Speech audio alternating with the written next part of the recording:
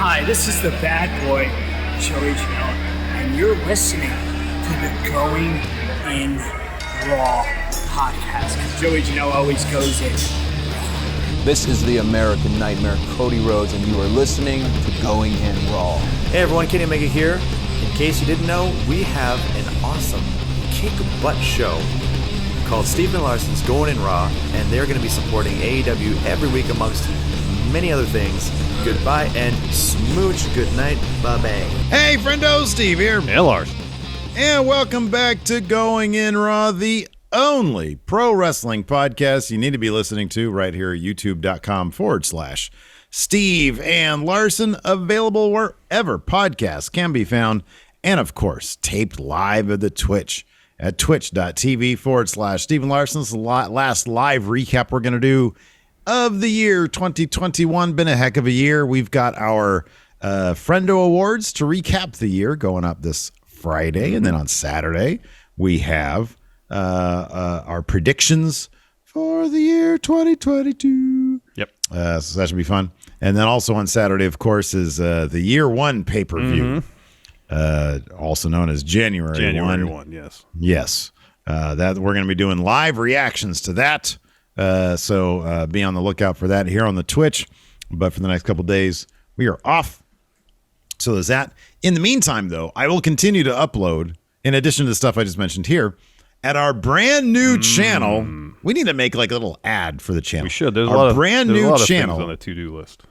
There is. There are. Friendo Club TV. We'll post a link in the description of this episode if Larson remembers to do that because he's producing this episode. Friendo Club TV. We've got clips on there, little odds and ends from the MF Steve here Twitch, from our Twitch, from the Smash Zone, little clips from the actual this podcast that we're doing here. So check that out. Go sub to that channel. So yeah, it's fun. It's just a lot of odds and ends. Yeah. Little funny bits here and there. Some of like when Rob like cuts those awesome little super edits together of various shenanigans of ours. So go check that out. We're going to have some new content there, some clipped content from the year. So yeah, be sure to check that out. Please check it out. Please check it out. Earlier today, we talked about the report that Toni Storm was gone from the WWE. That's what Sean Ross Sapp had earlier today. There's a couple more minor details about that. Larson, what's going on in that situation? Again, in case you missed it, Sean Ross Sapp reported earlier today that Toni Storm had asked for and was granted her release from WWE. PW Insider has confirmed Fightful's report and noted, quote, "The word among talents is that Storm flew herself home this morning from Baltimore. WWE's internal announcement did not state Storm was released due to budget cuts." And then Fightful Select adds that there were some within WWE who were, quote, blindsided by the news of Storm's release.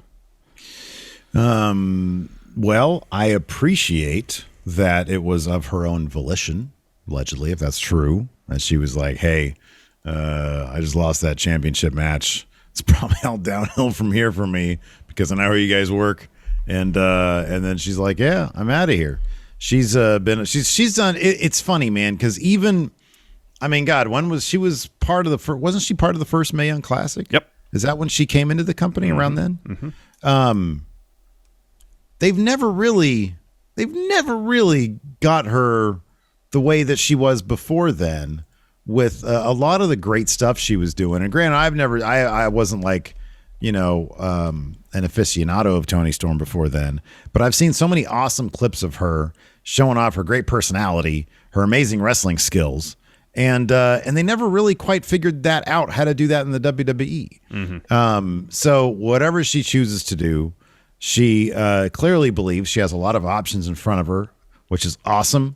And like I said this on Twitter, betting on yourself instead of betting on the whims of a weird 76-year-old man for a lot of people is the way to go. Yeah. And I'm glad about that. I'm glad she's the one who stepped up and said, I want out of here. You released damn near 100 people this year. And they just like, yeah, okay, cool. Go ahead and do it then. So, yeah. Yeah, she's cool. Immensely talented. The, wrestling globally is starting to come back and hopefully will continue to come back in the face of this ongoing pandemic. And she'll land on her feet and then some. Absolutely. And Do we that's know when? Like, I'm assuming she has a 90-day, right? Well, I don't know. I mean, given that they granted her release, you would think that means that she would have some sort of no compete clause, whatever that might have been negotiated in the moment. If it was a standard 90, or if it's anything more than that, hopefully we'll find out soon enough. Yeah. Yeah, that's interesting stuff. Yeah, what else we got? We got into Dynamite tonight. Yeah, we got Dynamite. That's right. Let's talk about Dynamite. A pretty decent show in some respects. Some of it felt like a Road to New Japan show with a bevy of tag matches going on, but they all serve stories being told. We got our TBS Championship final set. Jade Cargill will be taking on Ruby Soho, become the first TBS champion. And then we had a really fun main event. Adam Cole's torn between Undisputed Era, the Young Bucks, and really like the only part of the show that didn't work whatsoever was, of course, the Dan Lambert segment. Far too often, this is a recurring theme with Dynamite. You put Dan Lambert on the television, it just doesn't work. And this week especially, just everything at his promo was just low-hanging fruit. And this week was particularly awful. bad. It was awful, and I feel awful for Scorpio Sky and Ethan Page, two immensely talented wrestlers who don't need anybody doing their talking for them. Both of them are good talkers. And week after week, there are a couple of wrestlers I really like that have a ton of potential to be huge stars. And every week, they come out with Dan Lambert, and Dan Lambert starts talking, and it's going nowhere for him. It's going nowhere for Men of the Year, and it sucks. Yeah, I'm over it. I'm over. I thought the Dynamite was a lot of fun tonight, and that was like the one like part that I was like, this is crap. This is like, what the fuck? What kind of contract does Dan Lambert have? Like, does Tony Khan not know that like this is just a whole lot of nothing? Like this is crap. This is like WWE level. Like when WWE has stuff, when we bitch about WWE having Happy Corbin segments where it's like you just want to change a channel. That's what this is on a consistent basis, on a weekly basis. Dan Lambert is change the channel heat. I'm like I'm over it. Same. But I don't want that to cloud what otherwise we had. The Undisputed Era make their in-ring debut on AEW Dynamite, and every time I say that, it boggles my mind that Vince McMahon was like, "Yeah, I have the super popular, the super popular but relatively niche promotion sub-brand. It's not doing as well as this other one over here, even though I'm not really allowing this to live up to its fullest potential. I'm just going to give all the popular acts of that. I'm just going to give it over to AEW, let them build their company even better. That's still weird. But I thought it was cool. And I love that the heat between Adam Cole and Kyle O'Reilly that they had leaving NXT when they're being stretchered into the hospital and then they're just talking shit to each other. They have all those great matches. It continues over here in AEW. Kyle, in their promo segment, says, Young Bucks, please leave. Bob Fish, you two, please leave. I got to talk to Cole on my own. Hey, man, we haven't seen eye to eye lately, but this is a new company, and we are the paragon of AEW. Is number one, can we just stop with that name? I don't like that name. Well, it's basically the same thing as Pinnacle. It sounds too much like Pinnacle. I'll probably get used to it. But like anything new, I don't like it, and I'm freaked out by it. Well, I did appreciate that Kyle said, hey, I know we have heat, but factions are the way to go in AEW. Yeah. I like that. He's like, he understands that he's in a new landscape. Place. He's in a new place where factions are a very important aspect of everything. Yeah. And while he and Cole might not see eye to eye, I guess it's better to go with the devil you know as opposed to the one you don't. Mm-hmm. Exactly. Yeah.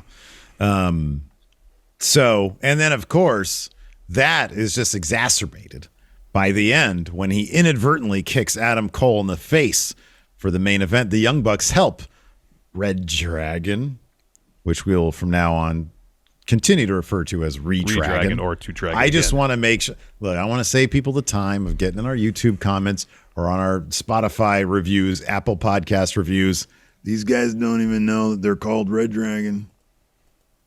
Idiots. Redragon is just a funnier way to put it. We've been doing it for years. Yes, we have. Yeah, and then they got their win in their in-ring debut in AEW. Mm-hmm. Oh, that was really good stuff. Yeah, then the Young Bucks were arguing with Fish and O'Reilly about it. They immediately went down to Cole. Like, did you see what he did? He just kicked you in the head. I know. Did you see what he did? I know. Everybody wants a piece of Chugs, man. Mm-hmm. They all want Budge. Yeah. And also, we saw Mercedes Martinez officially join All Elite Wrestling. Mm-hmm. She came out to help Jade Cargill defeat Thunder Rosa shortly thereafter. It was on Twitter. She got the graphic. Mercedes Martinez is All Elite. Mercedes Martinez is great. A great addition to the women's roster in All Elite Wrestling. I'm interested to see what the dynamic is going to be between Jade and Mercedes. Obviously, short term, it's going to be a thing where they're going to be working together. But pretty soon after Jade wins that TBS title, because that's going to happen, her and Mercedes are going to end up feuding over it. Yeah. I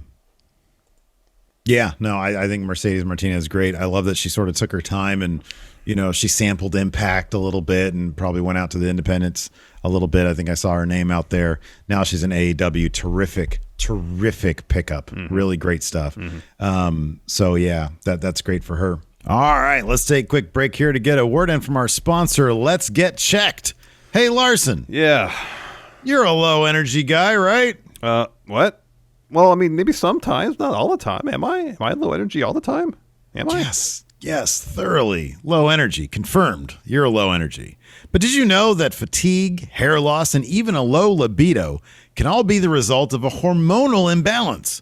It might be time to get your testosterone levels checked, friendo. And today's sponsor, Let's Get Checked, has got you covered. Yeah, I think I've heard that low testosterone levels can cause fatigue, low energy, and may be linked to depression. So tell me, Steve, how do I go about getting my testosterone checked with Let's Get Checked? Happy you asked, because it's easy and it's something you could do from the comfort of your home. You just go to their site, letsgetchecked.com, and order a test kit. Once that arrives, you do a small finger prick and send the sample to their lab, and within a few days, you get your results. If your results are outside the normal ranges, a member of Let's Get Checked's nursing team will contact you to discuss your lab report. That sounds easy enough. I could do that. Yeah, I could do that. It is easy. It's totally easy and convenient, and it can hopefully help you turn from low energy Larson into Let's Go Larson. Even better, our listeners will get 30% off their entire order with code RAW. Just visit letsgetchecked.com and enter RAW at checkout to ensure you and your significant other are staying safe. Let's dive into it. Sure. Dynamite started with, what is this, 5-man action. No, 10-man tag action. 2 teams of 5. Jurassic Express. Yeah, I know. I was looking at the teams themselves. Oh, yeah. 5 on 5. Yeah, 5 on 5. Yeah, 10-man action. My goodness. Hardy Family Office, FTR, Jurassic Express, Lucha Brothers. And Christian, yes. This is a fun match. Took up a good chunk of time, good 15 minutes. This is all fed to a can they coexist storyline between Lucha Brothers, tag champs, Jurassic Express, number 1 contender for said tag titles. Mm-hmm. Down towards the end, Penta setting up to hit his finish on Dax. Christian tags himself in.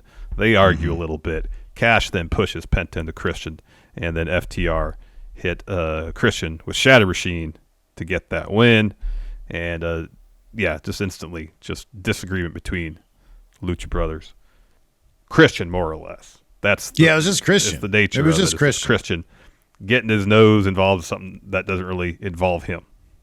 It's not like he's been integral to them rising in the rankings. Now all of a sudden they're on the precipice, and he's like going to start needling it. He's going to start getting involved. Sticking his nose in there. Sticking it. That's what I was trying to say earlier. Sticking his nose in there. It doesn't involve him. Just let Jungle Boy and Luchasaurus handle their own business.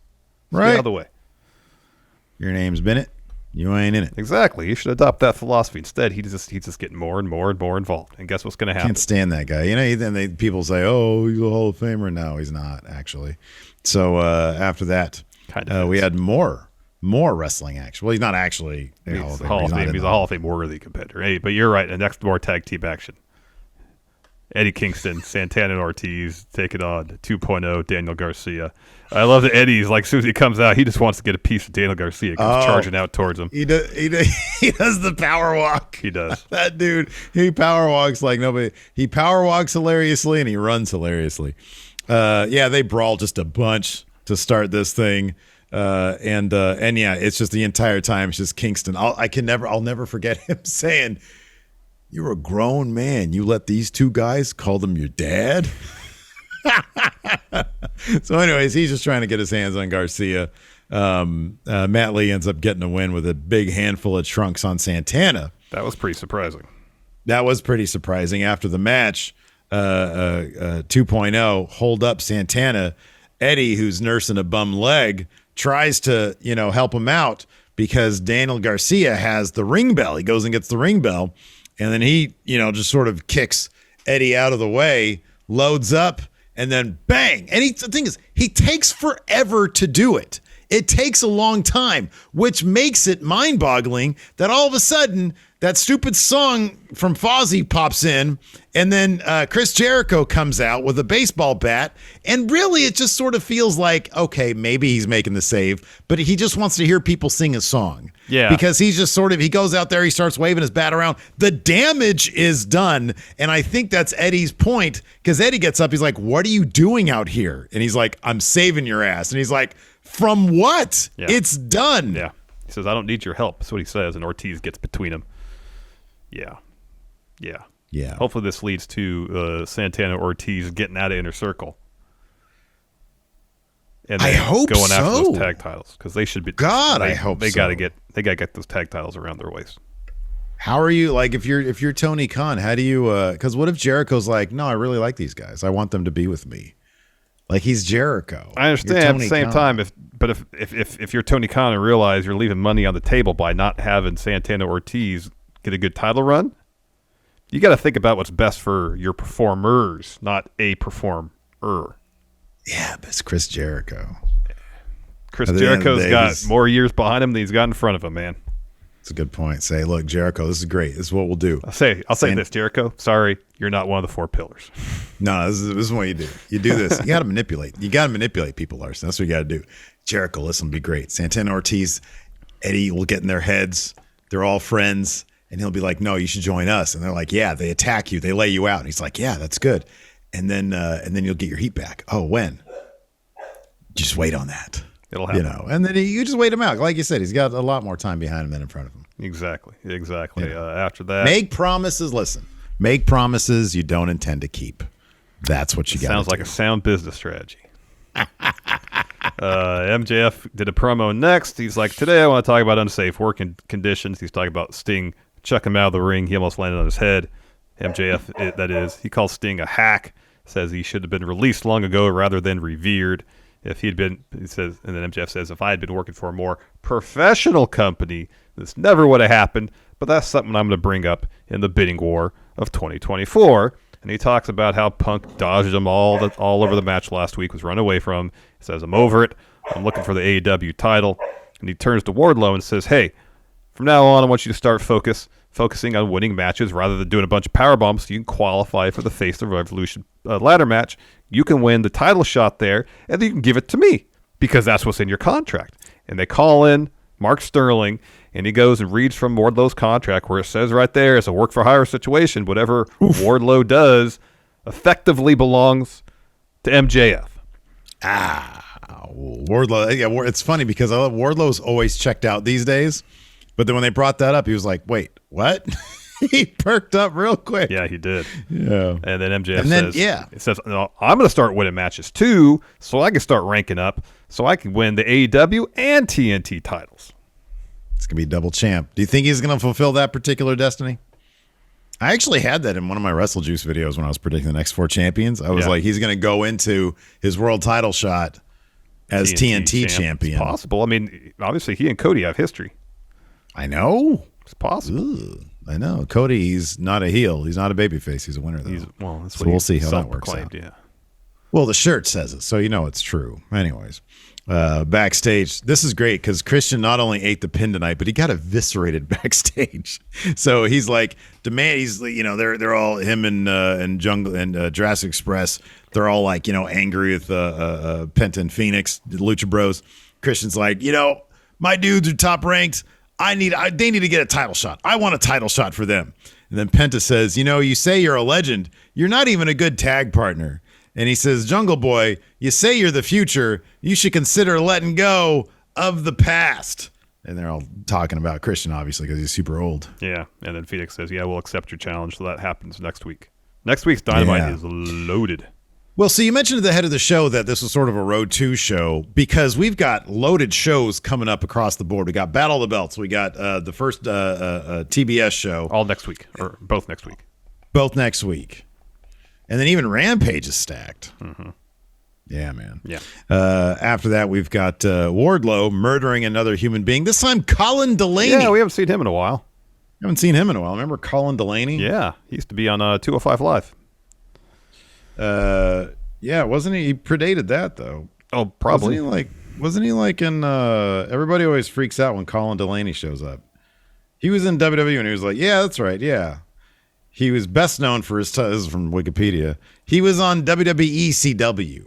Apparently, he made a name for himself there. Gotcha. I watched like 2 episodes of that back in the day. Hey, that would be a fun when we bring back Going in Review. We should do a whole run of those. Yeah, I'm completely and totally unfamiliar with that particular iteration of ECW.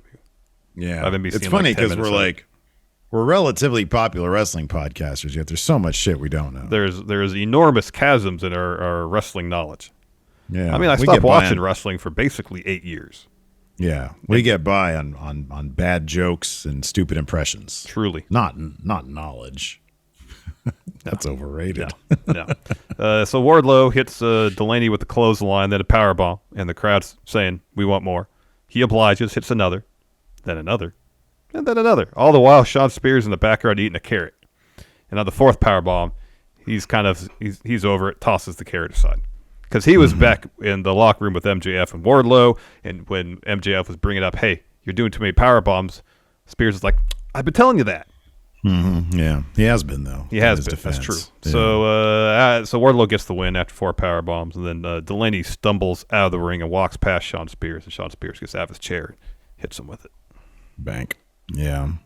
After that, sort of mentioned this before, we have Adam Cole and all of his various factions. In a promo, he says, tonight's going to be historic. The 5 of us together, we're going to go down as the greatest group in AEW, maybe even all of pro wrestling. And Matt says, oh, that's what this is, huh? One big happy family. Your buddy Kyle hasn't said one word to us, hasn't said hi to us, hasn't even given us eye contact. And Kyle says, oh, hey, how's it going? He says, listen, I need to talk to Adam Cole alone. And they're like, what? You can't. And Adam's like, hey, I got this, guys. I like that that's his thing. I got this. Don't worry, I got this cleaner. I got this cleaner. So they fuck off. And then Kyle's like, hey, Bob Fish, can you fuck off too? And he fucks off. And so Kyle's like, listen, dude, I know we had time. We got heat between us, but this is AEW. Factions are a thing here. We could be the paragon of AEW. My ears perked up because I'm like, oh, that's a terrible. It's a bad name. And then he says, let's come on. Let's 5 better names. What's other synonyms for Pinnacle or Paragon? Things that are at the top. Zenith. It's got a Z in it. Yeah, Zenith. We don't need 4 more. Zenith. Zenith. Somebody run. I'm not gonna say it. Anyways, you could kind of get the old Zenith TV logo and do something clever with it. I don't think Zenith as a brand is around anymore, is it? I want to find out right now. All right. So, anyways, to finish this up, Kyle O'Reilly says, "Hey, I know that Bob Fish has my back, but do you, Adam Cole, baby?" Then after that, we had this terrible Dan Lambert segment. It was all about him. It was him talking trash about Cody, but then he starts talking trash about Brandy. Brandy comes out. It's a bunch. It's a bunch of. It's just all bad. It's bad. And then Dustin comes out to break it up, and then Ethan Page cheap shots Dustin from behind, and then the heels get out of there. It's terrible. Zenith is owned by LG Electronics. You know, all those cheap TVs you can get? Yeah. I think those, why didn't they just keep the name? You know, they should have turned their TV brands into Zenith. Maybe Zenith at that juncture was a rotten brand. People had no faith in that particular brand. I don't know. I'm just speculating. Could be, man. I don't know. Zenith. Yeah. So anyways, you get through all this. Dustin comes down, holds him off. Paige. Yep. Got through it all. It's done. Good job. Well done. Quick record time. After that, we had a video for Brian Hangman. Then we had Jade Cargill versus Thunder Rosa. Jam on it. My dad had one of those giant Zenith TVs when I was I'm pretty sure we kid. had a Zenith when I was a kid too. I think they came in most suburban homes. They just came with the home. Jade Cargill, Thunder Rosa. This is a really, really, really good match. Probably Jade Cargill's best match we've seen so far. Without a doubt, I think, yeah. You got her in there with Thunder Rosa. She's targeting the leg. Of course, we can't overlook Thunder Rosa's amazing X-23 costume. She even had the claws and everything. It was great. She didn't use the claws. No, but she took a picture with kind of cool. She like rammed her fist against the leg and then schnicked. Yeah, no. Went into like, the leg. I'm gonna start really working your leg. Because she was wrecking Jade's leg throughout She this was. match. Wrecking Leg it. whips, figure four. Yeah, all dropping that elbows stuff. on it. She was wrecking Yeah. it. And there was during the commercial break and preceding it after as well, there is a stretch where Thunder Rosa would have her strategy, working the leg, hit a couple moves, and then Jade would just overpower. That was kind of the ebb and flow of the match for a good portion of it. Mm-hmm. It was, and then, but towards the end, the damage to the leg got to be too much. Thunder Rosa locks on a figure four. Jade gets to the bottom rope, and while after the hold is broken, Mark Sterling says, "Here's a bottle of water," and Jade takes a sip. And so the ref's like, "What are you doing?" And Sterling runs around the ring, and the ref follows him, just arguing with him. You can't do that. You can't give, apparently, your client water during a match. And so Thunder Rosa's looking to lock on a figure four again. Instead, Jade ends up booting her into the corner, and that's when a masked individual decks Thunder Rosa. Jade hits her finish to get the win. Afterwards, Thunder Rosa hits the ring, attacks Jade, and this masked individual lays into Thunder Rosa from behind. She unmasks. It's Mercedes Martinez, and then her and Jade proceed to take the boots to Thunder Rosa until Ruby Soho runs down with a lead pipe and chases them off. That's going to be a hell of a match. Mm-hmm. That's going to be a hell of a match. Probably do a tag match before then, huh? No, because the finals are next week. Oh, it's on the first TBS show. That's right. Yeah, they'll do a tag match after it. Then we've got CM Punk promo now. So he comes out, shouts out Jim Ross, says, "You're the best ever. Glad to see you're back." Jim Ross had so much energy tonight. It was great to see him back. He says, "I'm all about giving people their flowers." And he says, "I want to give this place its flowers because Daly's Place has been a home to AEW. Gets me thinking about Brody Lee. And anybody out there trying to minimize the impact he's had, I feel sorry for those people because they obviously never met him." He says, "I sat at home and I watched a tribute show from this place, and it made me want to come to AEW. He says, "It got me thinking about someone that isn't worth his time, someone that doesn't want to be here, MJF. Speaking of Twitter trolls, he is a Twitter troll in the flesh. He doesn't say things to your face. He hides behind keyboard, Dax, and Cash. He says he's smart enough to know that people want to see them lock up, but dumb enough to call himself bigger than Piper in Portland. But Piper laced up his wrestling boots, where MJF just laced up his running shoes. MJF says he's done with me. Well, I'm done with him. I've got my eyes on bigger and better things too. I've heard him talk about becoming AEW World Champion. Well, I want to be champion too. JR has said, you shouldn't, if you're in a company, you should want to be the world champion. Otherwise, you shouldn't be there. He says the bigger and brighter things on the horizon for AEW. So MJF, and for me, he says, so MJF, you're a bigger waste of time and bigger waste of con money than Tim Tebow. The crowd goes nuts about that. That was a good line. He says, so I'll leave you all with this. I never wanted to mess with MJF, but he found out the hard way that on this mic, in this ring, even on commentary, no one can touch me. Of course, that's a familiar line. He says, and if he wants to climb that ladder and get some W's, it'd be a real shame if someone interfered with his quest for gold. Mm-hmm. He's going to fuck with MJF. Seems that way. Mm-hmm. After that, we get a Ricky Starks and Powerhouse Hobbs promo. So Ricky Starks welcomes back JR. He says, which means Taz can now focus on helping Hook get even better.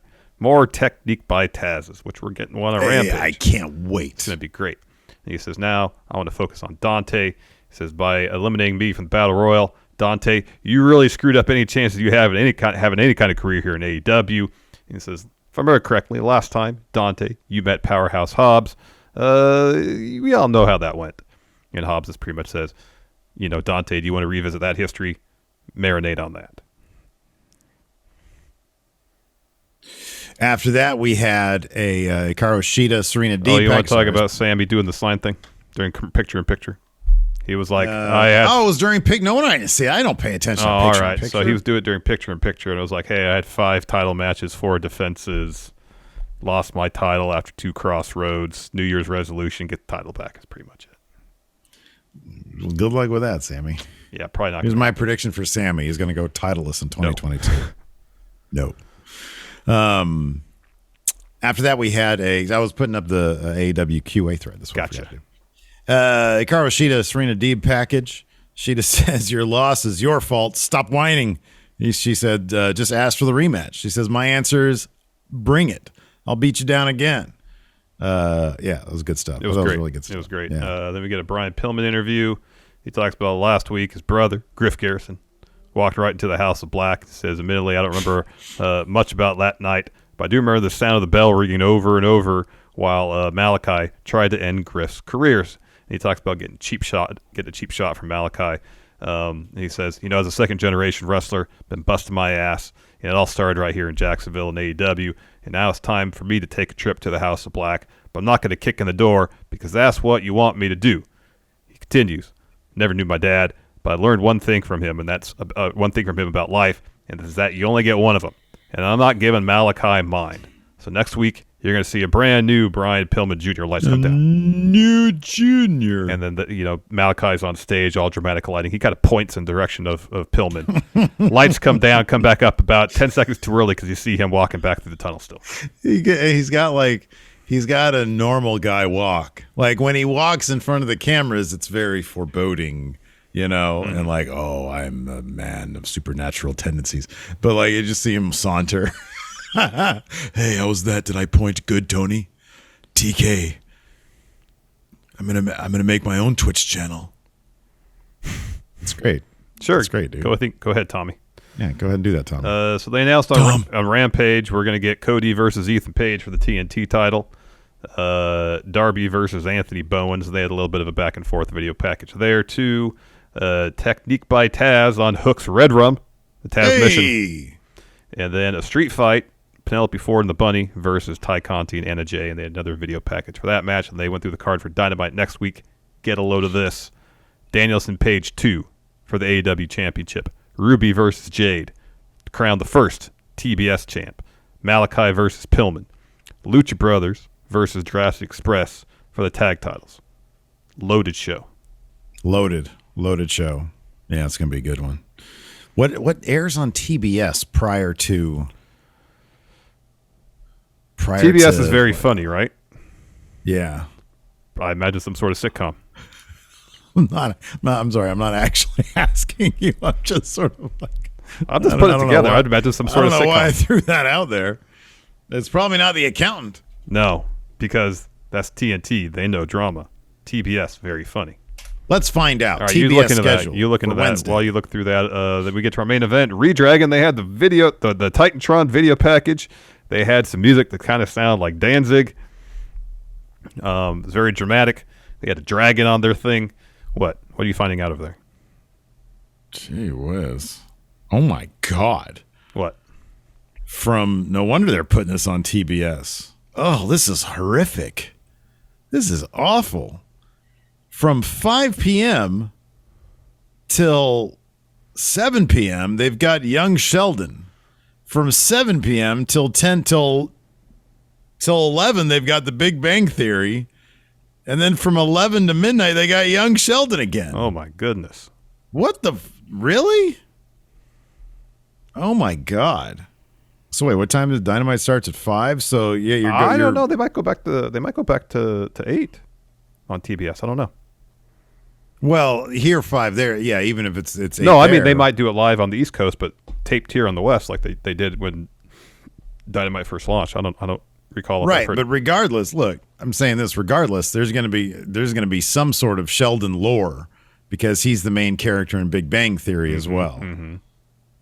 And so, regardless of it's going to be opening with some fucking Sheldon Big Bang stuff. yeah, seems to be the case. God, insufferable that shit. Have you ever tried to watch that? I've that seen stuff? like an episode of Big Bang Theory. It's not for me. Remember we had to do like an ad integration for it like 10 years ago? God damn it. That was awful.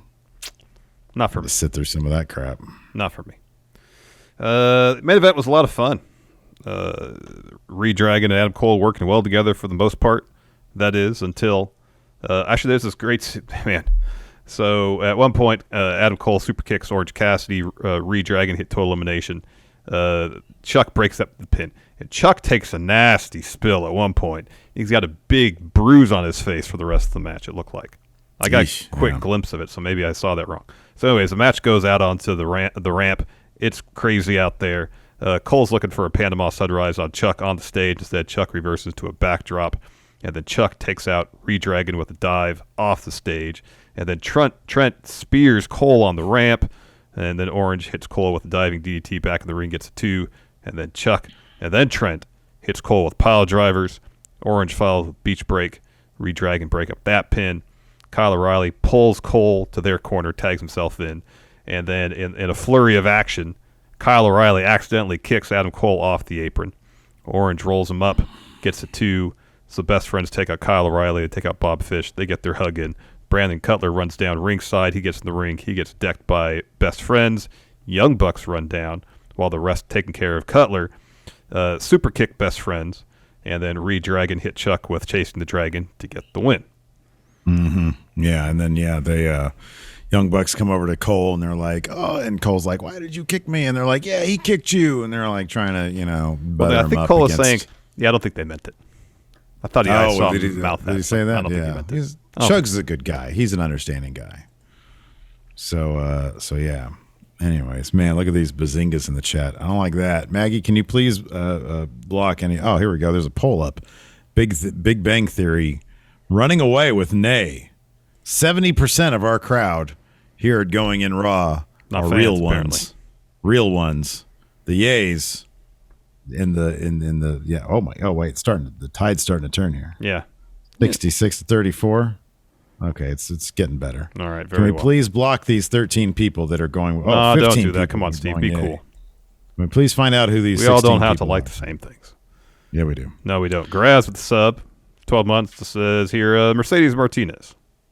Yeah, it's great. It's great. She's Oh man, she's terrific. She's absolutely terrific. She's great. She's great. I just put this thread up. All right. Tiki says Battle of the Belts is competing with Hard to Kill, so they're head to head, huh? We might have to Battle of the Did you say Battle of the Belts is like 1 hour long? Yeah, it is 1 hour long. It's really only 1 hour long? Yeah. That's crazy. Hard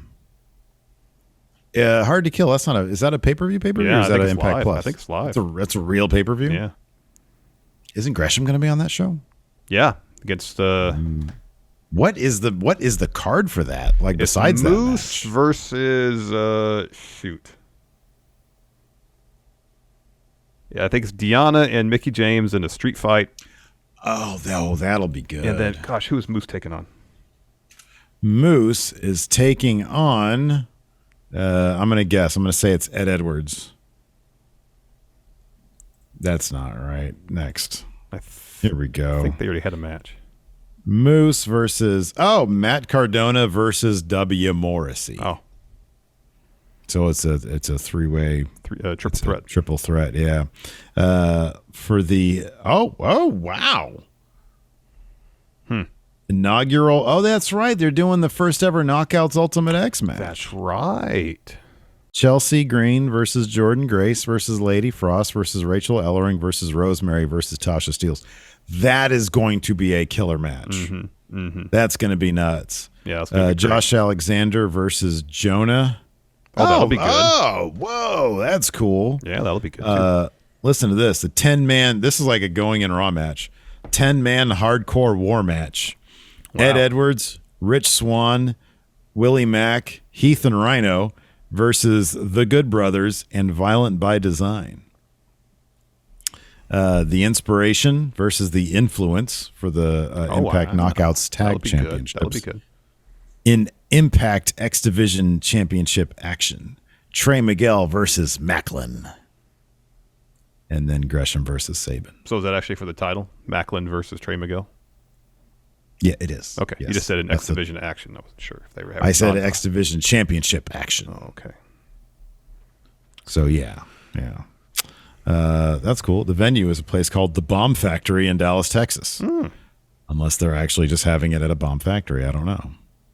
Be an odd place to hold it. It would be an interesting venue, yes. Got some questions here. Dave Matuszek. After her X-23 cosplay, what other comic book characters should Thunder Rosa dress as?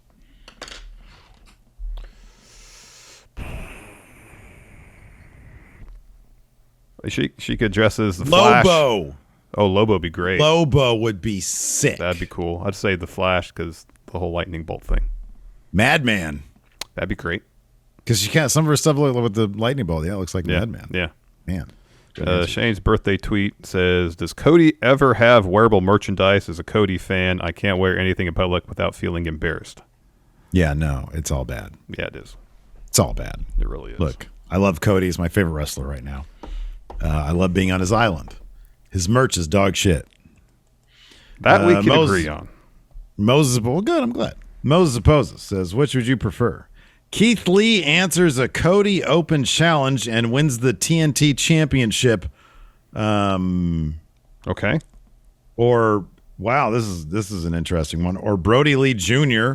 power bombs Cody and takes the belt. Physics wise, I'm not sure the second one can happen. Likely, yeah. I don't know if that's even possible. Yeah. So I'm going to say that first one. Yeah, Keith Lee showing up and beating Cody for that title. Hell yeah. That makes sense, yeah. Nikyle asks, if Cody Island was real, what stuff and activities can we do there? Oh, man, the QT Marshall Pavilion, where he leads some yoga classes. Well, I think QT would be lead the bowling league there. See, I think it's too obvious. I like him better as a guy who wears bowling shirts but doesn't bowl a lick. Anything else, or is it just all QT doing yoga? That's it. It's all QT. It's weird. There's like multiple QTs there. QT's Marshall. Soken Russ asks, the Undisputed Era versus the Elite, which team do you think will be heel and which will be face? I feel like it's not really going to be heel face. It's going to be, what do you like, NXT or AEW, you know? Yeah, kind of. Yeah, I think they're going to try to avoid that best they can. Yeah, I think so too. Yeah. Speaking of the Flash, the Yellow Flash here on our Patreon asks, when, where, and to whom should DMD Britt Baker drop her title to? So we both agree it should be Thunder Rosa. Yeah. I would say the big show, Double or Nothing. Do that. Okay. In Vegas. All right. Sounds good. Wild card, Luisa Reza. He says, oh, man. He says, what's the name for the new Undisputed Era? He says, he's heard of The Takeover. Do you think legally they could get away with that? I don't know. I would think they might be able to. Maybe not. That'd be tough. That'd be tough. That'd be good, I don't know. That'd be good. I'd actually be all about that. That's a really good name. That is a good name. Brian the Dragon Mega, do you think Dom Mysterio should turn heel on Ray to join a heel faction and end up beating Ray in a mask versus hair match? Yes, and that he wins the mask and starts wearing that mask as his own. Yeah, no, I like that entire scenario. I think that's great. Do that. Do something with Dom because I feel like they need to inject some personality into that young fella. Yes. That's what I think. Yes. Anyways, I think that's going to do it for us. Thanks everybody for tuning in. We appreciate it. Hopefully you have a safe New Year celebration. Yes, please. And we'll see you guys in the 2022. Yep, we will. So see you January 1. Year 1 it is. Yeah. Goodbye. Goodbye.